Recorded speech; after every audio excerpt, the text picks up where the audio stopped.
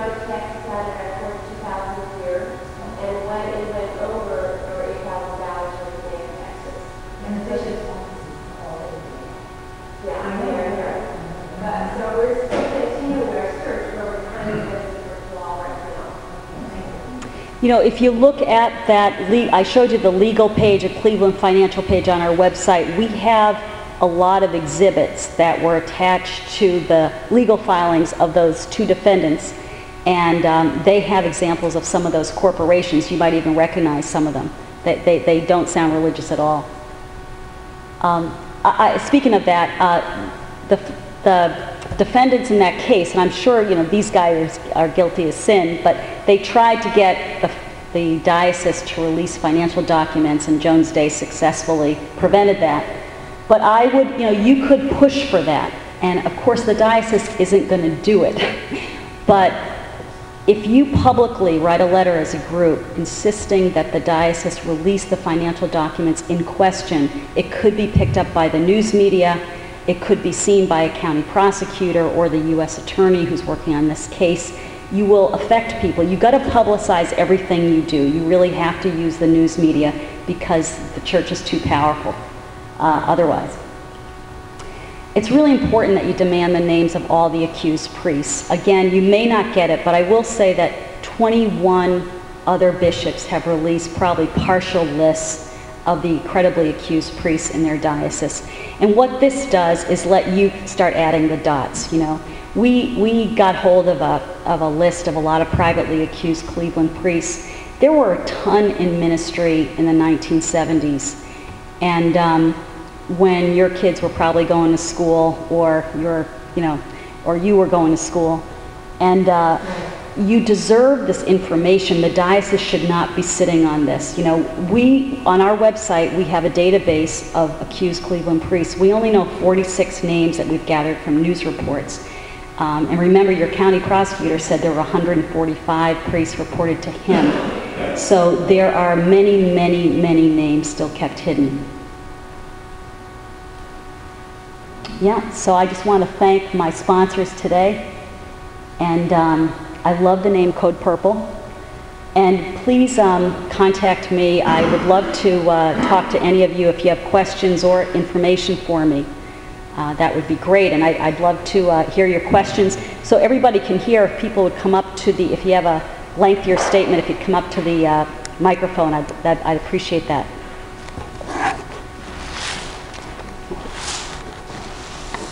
You're welcome. I know there are lots of questions, so Ann, just stay here. And we can't thank Ann enough for being here with us.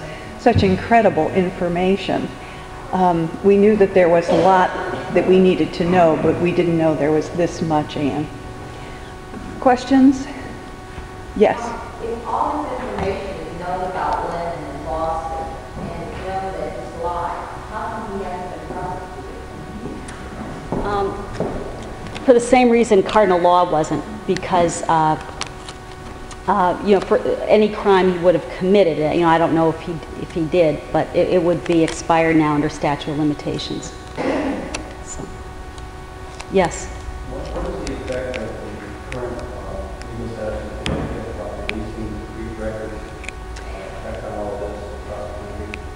Well, the last I heard, and if there's been anything the last couple of days, I might have missed it, but the last I heard is, Ruth Bader Ginsburg said, you guys aren't bringing this to the court, but then they went to Scalia, who said, no, I'll bring it to the whole bench and we'll consider it. So I don't think there's been a ruling on that. If the U.S. Supreme Court, what this is, what he's referring to is very, very important case that could have huge implications for all of us.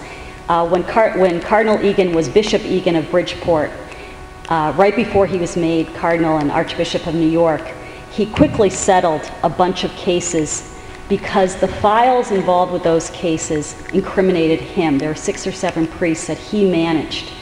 And this would be like the Cardinal Law documents, okay? So he settled those cases and went on to New York. And ever since then, a bunch of newspapers have been trying to get those documents released to really understand what Egan did. And the the judges in Connecticut, to their credit, said, just like the judges in Massachusetts said, diocese, you have to release these documents. But the diocese has just tried one legal trick after another. Finally, they just said recently, you have to release these documents. You are going to release these documents. And now the Bridgeport Diocese is taking it to the U.S. Supreme Court. If the U.S. Supreme Court hears this case, and if it agrees that there are First Amendment issues involved and that we don't have a right to see these documents, it will really be a terrible, terrible, we'll be back in the dark old days as far as knowing what our bishops have been up to. Bill? The report in Ireland, the first report came out devastating. And now there's a second report underway that I believe is going to significantly more death. And the church itself is participating, I think, in that conclusion. Is there anything, can you tell us any more about that? Just repeat the About question. yes, so Bill asked, he talked about, referred to the first report in Ireland that came out in May, which documented child sexual abuse in residential institutions in Ireland. That was quite horrific. And now the Dublin, Archdiocese of Dublin, I think you're referring to, Bill, is coming out with its report soon. And Ireland is so odd because it has the state-church partnership, enmeshment that we don't have here, thank goodness. But I'm sorry, what was the question, Bill? Can I? Well, there's supposed to be a follow-up report. Right. Considered to be even more damaging and costly. And I believe that the courts or the government in Ireland said you will make restitution. Right. So Bill's saying that the government is declaring they will make restitution. What I hope is that they include, the bad thing about the residential institutions report is that they included none of the names of the abusers. So when you do that, you really thwart accountability. If we don't know who you're talking about, well, we can still get angry, but we don't know who their supervisor was, you know? So we can't hold the religious order accountable because we don't know who was running it when this abuser was hurting kids in the orphanage. But no, to answer your question, we're watching that and awaiting it like you are. Yeah. Sorry. There were 1,146 files from the prosecutor's office. There was no files in the Wow. according to Could you stand up? I'm sorry. Just so everyone can hear you. the prosecutor said that actually they just disappeared over the weekend. We don't know where they went. If anyone who's ever been to the prosecutor's office, those files are in huge sealed file cabinets. They don't have legs. They don't walk away. So Bill Mason said this, the guy who did the grand jury report said, I'm missing files. Bishop did not want files released to the media. Right. They didn't want them out there. Personal information, obviously, not all pertaining to pedophilia. And they didn't want the information out to everybody, so they basically just watched them all. Where those are, where they went to. That is incredible.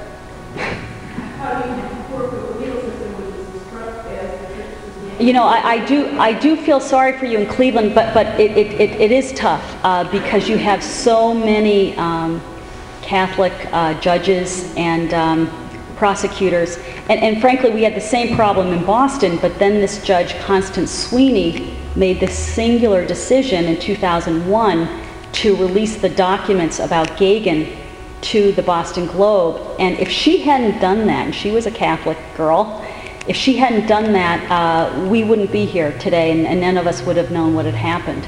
You need judges with backbone, and I don't know, again, that's our job to get them there. We just have to demand it. Yes, sir.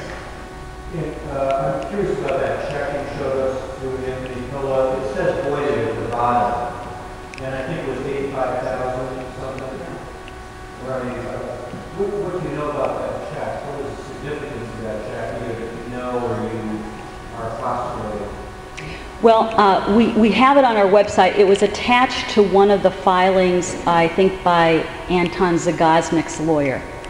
And they were saying, look, basically they're saying Bishop Pilla was getting paid off along with us. If you're gonna, get mad at us, get mad at him too.